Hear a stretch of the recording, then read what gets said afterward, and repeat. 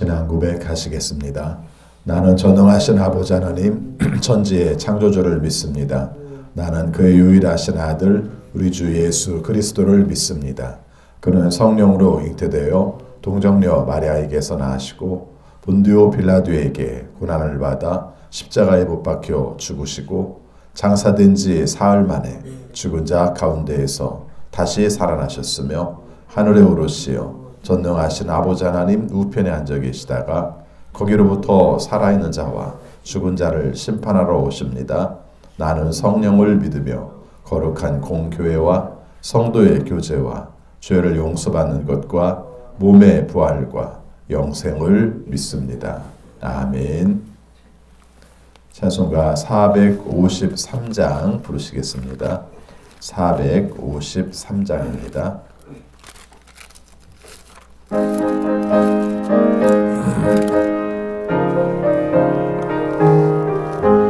예수도 알기 원하네 크고도 넓은 은혜와 대속해 주신 사랑을 간절히 알기 원하네 내 평생의 소원 내 평생의 소원 대속해 주신 사랑을 간절히 알기 원하네 성령이 스승되셔서 진리를 가르치시고 거룩한 뜻을 깨달아 예수를 알게 하소서 내 평생의 소원 내 평생의 소원 대속해 주신 사랑을 간절히 알기 원하네 성령이 스승되셔서 진리를 가르치시고 거룩한 뜻을 깨달아 예수를 알게 하소서 내 평생의 소원 내 평생의 소원 대속해 주신 사랑을 간절히 알기 원하네 성령의 감화 받아서 하나님 말씀 배우니 그 말씀 안절안절이 내 맘에 교훈 되도다 내 평생의 소원 내 평생의 소원 대속해 주신 사랑을 간절히 알기 원하네 예수가 계신 보좌는 영광에 둘려 있도다 평화의 왕이 오시니 그 나라 왕성하도다 내 평생의 소원 내 평생의 소원 대속해 주신 사랑을 간절히 알기 원하네. 아멘. 하나님 말씀 베드로후서 3장 10절부터 18절까지 교독하겠습니다. 베드로후서 3장 10절입니다. 그러나 주님의 날은 도둑같이 올 것입니다. 그날에 하늘은 요란한 소리를 내면서 사라지고 원소들은 불에 녹아버리고 땅과 그 안에 있는 모든 일은 드러날 것입니다. 이렇게 모든 것이 보인데 여러분은 어떤 삶을 지내야 하겠습니까? 여러분은 거룩한 행실과 정결한 삶 속에서 하나님의 날이 오기를 기다리고 그 날을 앞당기도록 하여야 하지 않겠습니까? 그날에 하늘은 불타서 없어지고 원소들은 타서 녹아버릴 것입니다. 그러나 우리는 주님의 약속에 따라 정의가 깃들어 있는 새 하늘과 새 땅을 기다리고 있습니다. 사랑하는 여러분, 여러분이 이것을 기다리고 있으니 티도 없고 흠도 없는 사람으로 아무 탈이 없이 하나님 앞에 나타날 수 있도록 힘쓰십시오. 그리고 우리 주 오래 참으시고 구원을 이루는 것이라고 생각하십시오. 그것은 우리를 사랑하는 성진 바울이 자기가 받은 지혜를 따라서 여러분에게 편지한 바와 같습니다. 바울은 모든 편지에서 이런 것을 두고 말하는데 그 가운데는 알기 어려운 것이 덜어 있어서 무식하거나 믿음이 굳세지 못한 사람은 다른 성경을 잘못 해석하듯이 그것을 잘못 해석해서 마침내 스스로 파멸에 이르고 말 것입니다.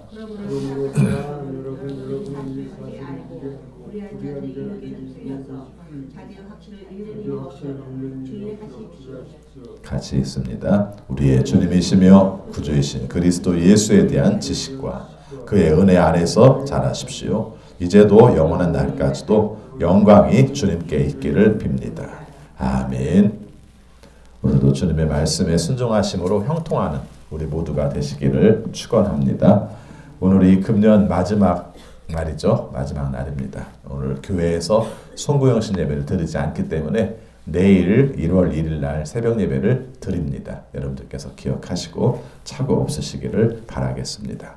그리고 그 광고 수요 예배 카톡을 보셔서 아시겠습니다만은 이성진 목사님이 좀 아쉬워서 송년 가정 예배 순서지를 만드셨어요. 그래서 혹시 집에서 식구들끼리 필요하시면은 오늘 가져가셔서 송년 가정 예배를 저녁에 아무 시간이나 정해서 함께 들으셔도 좋을 것 같습니다. 오늘 이 베드로후서 말씀도 마지막으로 읽게 되는데요. 어제 말씀에 읽어서 모든 것이 다 심판할 날이 온다 이렇게 말씀을 하십니다. 중요한 건 하나님께서는 모든 사람이 구원받기를 원하신다. 그런데 결국은 모든 날이 심판하게 된다 이렇게 말하죠. 우리가 생각할 때는 아니 모든 사람이 구원받기를 원하시면 그냥 심판을 안 하고 내버려 두면 되지 이렇게 생각을 합니다. 다 자기 욕심으로 그렇게 말합니다. 하나님께서는 그런 뜻이 아니라 심판을 말씀하심으로 말미암아 하나님 앞에 돌아오기를 원하시는 거죠. 그래서 우리가 하나님이 원하시는 뜻을 따라서 순종함으로 말미암아 구원을 받게 하시는 게 목적이지 심판을 하느냐 안 하느냐 그것을 우리 마음대로 정하는 것은 아닌 것입니다.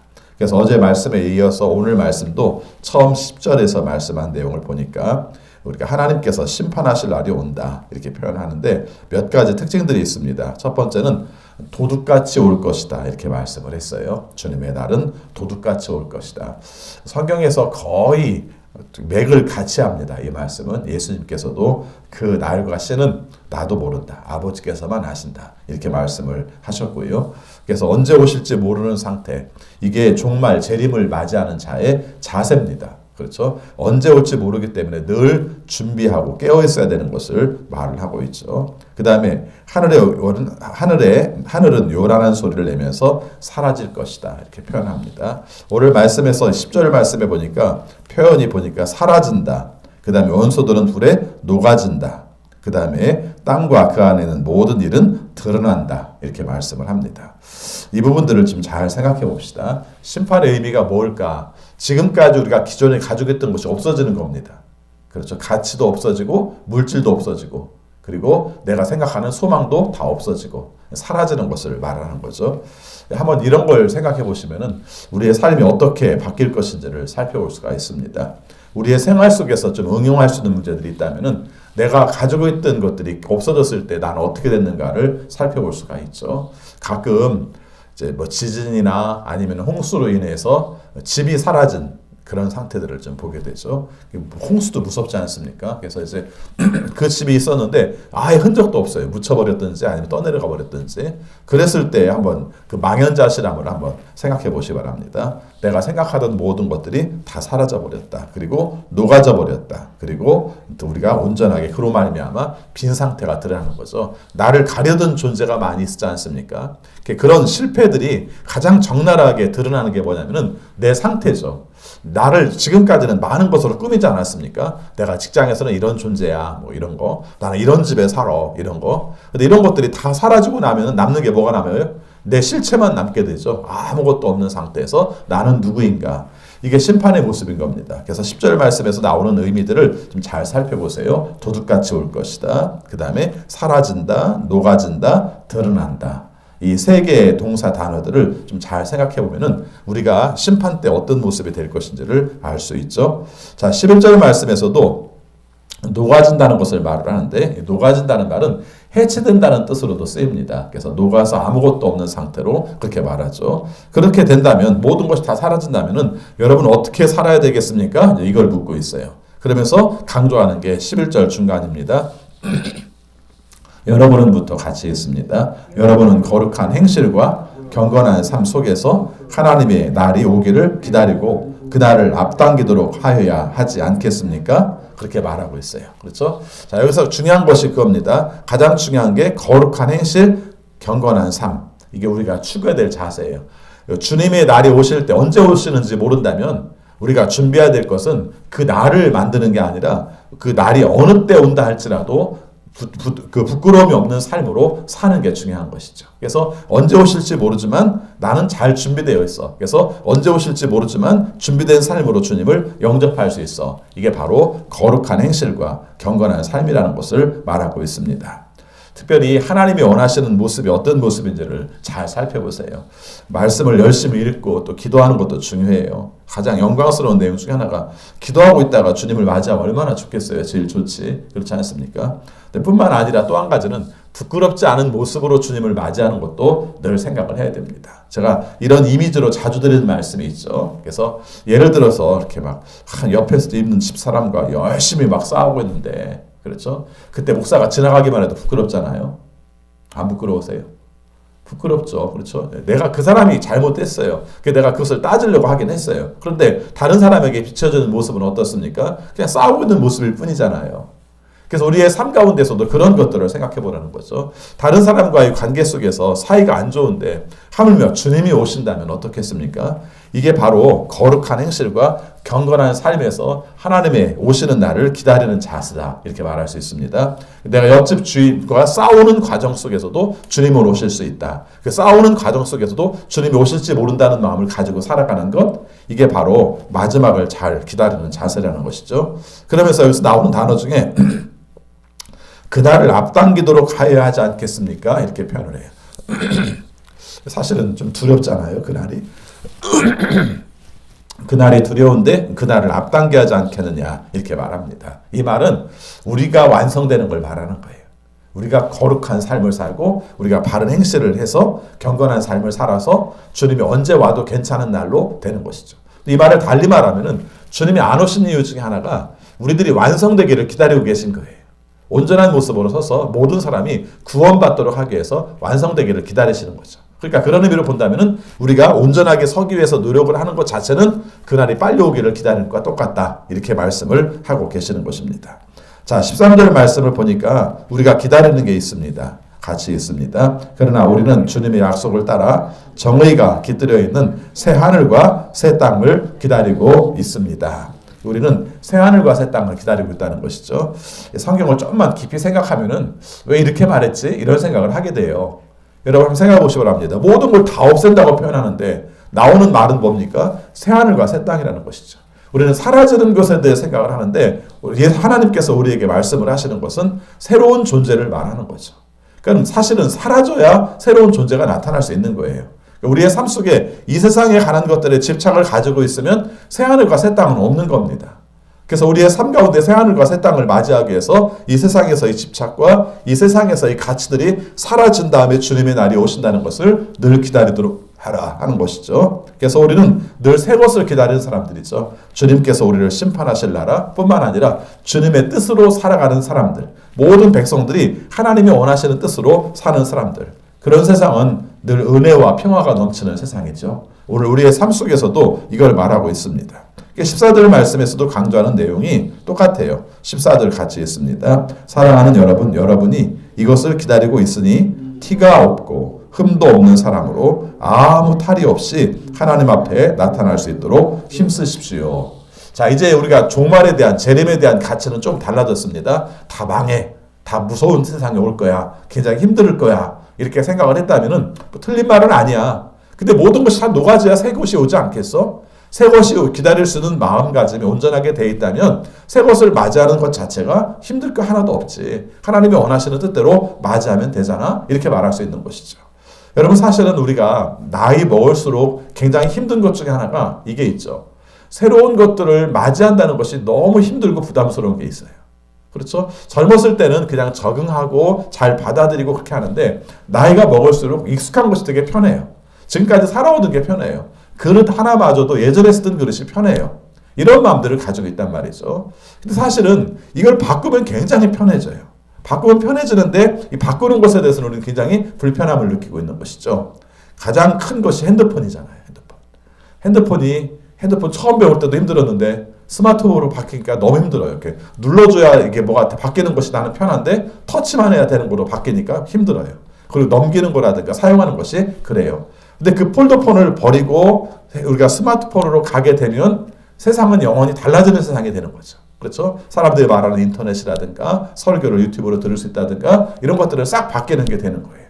제가 예를 들어서 말을 한 겁니다. 뭐 폴더폰을 써도 구원받는 데는 지장이 없어요. 그러나 우리의 삶 가운데서 바뀌는 것에 대해서 말씀을 하는 거죠. 주님의 나라에 대한 것도 마찬가지입니다. 끊임없이 두려움으로 심판하시면 그때 무서워서 어떻게 이게 재림이 아니라 주님의 날이 새롭게 오시네. 주님의 은혜로 사는 날이 와. 주님께서 우리를 통치하실 때는 평화가 넘쳐. 그로 말미암아 이 세상에 하나님이 주시는 평화는 진짜 그때 이루어져. 이걸 우리가 사모하게 되면은 가치가 달라지고 주님 어서 오십시오 라고 말하는 삶을 살 수 있다 이렇게 표현하는 것이죠. 또 가치도 달라지니까 세상에서는 욕망으로 살죠. 쾌락으로 살았어요. 뭔가 이렇게 높은 권위를 갖는 것을 좋아했어요. 근데 이것이 아니라는 걸 알고 나니까 거기에 집착하지 않아요. 사람들이 욕심 때문에 양심을 버려야 되는 경우가 많잖아요. 근데 이것을 알게 되면은 욕심 때문에 양심을 버리는 게 아니라 양심을 지키기 위해서 욕심을 버리게 되는 거죠. 이것이 하나님께서 원하시는 세상을 살아가는 방식이라고 표현을 합니다. 이런 표현들을 좀 자주 썼으면 좋겠어요. 우리는 하나님의 나라를 추구하고 산다. 그리고 하나님의 나라를 이루며 산다. 이게 내 삶 가운데는 굉장히 중요한 거다. 자식이 잘 되고 내가 건강하고 돈이 많은 것, 이거보다 더 중요한 가치는 하나님께서 통치하시는 세상에 산다. 지금도 하나님께서 이루시는 질서에 따라 사는 것이 나의 마음을 편하게 한다. 이렇게 우리가 마음을 가지시고 말씀의 뜻을 새기면 좋으실 것입니다. 오늘 말씀에서 계속 강조하는 게 그겁니다. 티도 없이 흠도 없이 아무 탈이 없이 하나님 기다릴 수 있는 삶을 살도록 하라 이렇게 말씀하죠. 근데 아마 그 당시에 조금 문제가 있었던 것 같아요. 문제가 있었는데 그게 뭐냐면 사도 바울이 쓴 편지가 조금 문제가 됐던 것 같아요. 사도 바울이 쓴 편지가 나쁜 건 아니에요. 바른 겁니다. 근데 그걸 오해한 사람들이 생긴 거예요. 자, 15절 말씀 같이 읽겠습니다. 그리고 우리 주님의 오래 참으심이 구원을 위한 것이라고 생각하십시오. 그것은 우리의 사랑하는 형제 바울이 자기가 받은 지혜를 따라서 여러분에게 편지한 바와 같습니다. 이미 사도 바울의 편지가 여러 개가 있었던 거예요. 우리가 고린도 교회에 보내는 편지, 갈라디아 교회에 보내는 편지, 골로새 교회에 보내는 편지 이렇게 돼 있으면은 그 교회만 본 게 아니에요. 그렇죠? 에베소 교회 보내는 편지를 에베소 교회만 본 게 아니라 에베소 교회가 그것을 보고 나서는 또 이렇게 옮겨 적어서 그 지역에 있는 교회들이 편지를 다양하게 본 겁니다. 그렇게 보고 있어요. 일반적으로 생각을 할 때. 그래서 지금 내용도 그런 내용으로 말합니다. 사도 바울의 편지를 우리는 이미 압니다. 그렇게 말하죠. 근데 이 편지를 보고 오해하는 사람들이 생긴 거예요. 16절 말씀 같이 읽습니다. 바울은 모든 편지에서 이런 것을 두고 말하고 있는데 그 다음에 문제입니다. 그 가운데는 알기 어려운 것이 덜어 있어서 무식하거나 믿음이 굳세지 못한 사람은 다른 성경을 잘못 해석하듯이 그것을 잘못 해석해서 마침내 스스로 파멸에 이르고 말 것입니다. 사도 바울이 편지를 잘못 보낸 건 아니에요. 제대로 된 말을 보냈어요. 근데 좀 어려워요. 이해하기 힘든 말이 있어요. 일상적으로 쓰는 내용들이 아니에요. 그렇죠? 근데 그 말을 잘못 오해를 하고 그로 말미암아 자기 방식대로 해석을 해서 잘못된 사람들이 있다. 이 지적을 하는 거예요. 그래서 이런 부분들을 좀 잘 정리를 하도록 하라. 바르게 깨닫도록 하라 하는 것이죠. 여러분 지금 베드로후서에서 강조하는 게 두 가지예요. 하나는 뭐냐면 종말의 때를 온다는 걸 알고 구원받을 수 있는 시기에 구원받을 수 있도록 온전하게 깨어있도록 하라. 흠없는 삶을 살도록 하라. 이 내용이 한 가지가 있고요. 또 한 가지는 이달에 관한 문제입니다. 그런데 이렇게 얘기를 해놨더니 그 말씀에 대해서 잘못 이해를 함으로 말미암아 아전인수격으로 자기 방식으로 해석함으로 말미암아 잘못된 삶들을 사는 사람들이 있다는 것이죠. 그래서 그 부분들을 좀 고치도록 하라 하는 내용이 바로 오늘 말씀 가운데서 주시는 뜻입니다. 저도 설교 전할 때마다 제일 두려운 게 그겁니다. 이 말을 했을 때 이렇게 알아들어야 되는데 자기의 욕심에 따라서 이렇게 알아듣는 건 아닌가 이런 생각들을 많이 하게 돼요. 그렇죠? 여러분 우리가 실제적으로 그런 경우를 많이 봅니다. 우리는 신앙생활 하면서 어떤 설교를 해도 늘 마음속에 들어오는 마지막 결론은 하나님이 나에게 건강 주시고 물질 넉넉하게 주시고 자식들이 잘 됐으면 좋겠다. 이렇게 결론을 맺고 있거든요. 안 그런가요? 성경은 근데 그렇지가 않아요. 그렇죠? 물론 우리의 삶 가운데 그런 말씀이 안 나오는 게 아니에요. 나와요. 나오는데 우리의 삶 가운데 가장 중요한 건 건강하고 물질이 넉넉하고 자식이 잘 되고 그거보다 하나님 안에서 영혼이 똑바르고 그래서 하나님이 원하시는 거룩한 삶을 살고 그래서 언제 하나님이 오신다 할지라도 하나님의 뜻대로 살고 어떤 시험이 온다 할지라도 하나님께서 원하시는 뜻을 이루며 사는 하나님께서 원하시는 완전한 사람이 되기를 성경은 우리에게 요구하고 있고 그렇게 살기를 원하는 거예요. 근데 우리가 사는 삶은 어떻습니까? 아까 말한 건강한 삶, 물질이 넉넉한 삶, 자식이 잘 되는 삶이 필요하잖아요 또. 그래서 우리의 삶 속에 이것이 필요 없다는 게 아닙니다. 이걸 위해서 기도할 필요도 있고요. 사실 우리 모두가 다 마찬가지입니다만은 다 영적인 것만 위해서 기도하는 사람이 어디 있어요. 다 기도 시작할 때는 우리가 불편한 문제, 힘든 문제, 고통스러운 문제 때문에 기도를 시작하게 됐죠. 그러다가 주님을 만나고 나면은 고통이 중요한 게 아니라 주님을 아는 게 중요하고 주님 안에서 사는 게 회복하는 게 얼마나 중요한가를 깨달아가는 존재죠. 그래서 오늘 우리의 삶 속에서 중요하게 생각할 내용 중에 하나가 이 부분을 안다면 하나님께서 원하시는 뜻대로 간구하는 것들을 바꿔나가는 것들을 우리가 살필 필요가 있는 것이죠. 왜곡이 문제예요. 왜곡이. 그렇죠? 내가 알고 있는 내용들을 잘못 바꿈으로 말미암아 하나님이 원하시는 것과는 거리가 먼 거죠. 사도 바울의 편지가 잘못된 게 아니라니까요. 그러나 그것을 내 방식대로 해석하고 내 뜻대로 해석을 하다 보니까 사람들을 잘못된 길로 인도하는 다른 사람들을 잘못된 길로 인도하는 자기 스스로도 파멸에 빠지는 이런 삶을 살고 말았다. 이 부분을 지적하고 있는 것이죠. 그래서 강조합니다. 17절의 말씀 같이 있습니다. 그러므로 사랑하는 여러분은 이 사실을 미리 알고 불의한 자들의 유혹에 휩쓸려서 자기의 확신을 잃는 일이 없도록 주의하십시오. 누가 뭐 한마디 하면 막 헷갈리잖아요. 그렇죠? 예. 누가 한마디 하면 헷갈려요. 구원파 와가지고 너 구원받았어? 받았어? 언제 받았어? 구원받은 증거를 뭘로 말할 수 있어? 세 단계 넘어가면 막 그 다음에 헷갈리기 시작하는 거죠. 그렇죠? 구원받은 건 주님의 이름으로 구원을 받은 것이고 구원받은 확신은 주님이 원하시는 뜻을 중요한 가치로 알고 내가 살고 있기 때문에 성경이 증명하고 있기 때문에 내가 구원받은 확신을 가지고 있는 거거든요. 근데 그 사람들이 물어보는 질문이 바뀌어놓으면 우리는 헷갈리는 거예요. 언제 받았는지 기억이 안 나네. 세례 날짜도 기억이 안 나는데 뭐 이러고 있는 거죠. 그러면 이제 그것을 흔드는 것이 바로 거기서부터 흔들리는 것이죠. 흔들리지 마세요. 여러분이 구원받은 날짜가 뭐가 중요하고 구원받은 날짜는 소중하긴 하지만 그걸 잊어버린다 할지라도 문제가 되는 건 아니에요. 여러분들이 연세가 드시고 그래서 여러분의 삶 가운데서 생일을 잃어버린다 해서 여러분이 태어난 것 자체가 없어지는 건 아니잖아요. 그럼요. 여러분이 태어난 것 자체가 없어지는 않아요. 마찬가지예요. 오늘 우리의 삶 속에서 다른 사람들이 헷갈리게 하는 것 때문에 넘어지지 말라는 겁니다. 18절 말씀 같이 있습니다. 우리의 주님이시며 구주이신 그리스도 예수에 대한 지식과 그의 은혜 안에서 잘하십시오. 이제도 영원한 날까지도 영광이 주님께 있기를 빕니다. 18절에서는 잘하십시오라는 말을 강조하고 싶어요. 잘하지 않으면 그건 잘못된 거예요. 그렇죠? 우리가 생각할 때 키도 안 자라고 우리는 더 이상 잘할 게 없어라고 말할지 모르는데 아니요. 여러분들의 세포는 지금도 매일 바뀌고 있어요. 제가 참 마음이 아프고 두려웠던 것 중에 하나가 한 10년 가까이 식물인간처럼 몸의 모든 기능들이 다 마비가 되어서 인공 튜브를 이렇게 사람에게 뭘 집어넣고 그러는데도 놀라운 사실은 손톱이 계속 자라더라고요. 그렇죠? 네, 손톱이 계속 깎아줘야 돼요. 살아있으면 자라요. 머리카락도 계속 자라요. 그렇죠? 모든 기능을 다 못하고 있는데 손톱과 머리카락이 자라더라고요. 저는 그 부분을 잊을 수가 없어요. 살아있으면 자라는구나. 살아있으면. 다른 사람이 볼 때는 죽은 것과 똑같이 보이는데 살아있으니까 자라요. 오늘 우리의 삶 가운데 주님 앞에 똑바로 서는 가장 큰 이유 중에 하나가 뭐냐면 있어야 될 내용 중에 하나가 뭐냐면 자라야 한다는 것이죠. 자라야 한다. 자라야 주님께서 원하시는 뜻대로 살 수 있다는 것입니다. 자, 오늘 말씀 정리하면서 간략하게 말씀을 좀 살펴보도록 하겠습니다. 14절에서는 우리의 삶 가운데에서 하나님 앞에 우리 자신들을 잘 지키는 게 중요해요. 그렇죠? 거룩한 모습을 지키도록 하라. 티도 없고 흠도 없는 사람으로 하나님 앞에 힘쓰도록 하라. 이렇게 말을 했고요. 그 다음에 우리가 또 하나 16절, 17절에서 강조하는 것은 주의하라는 것입니다.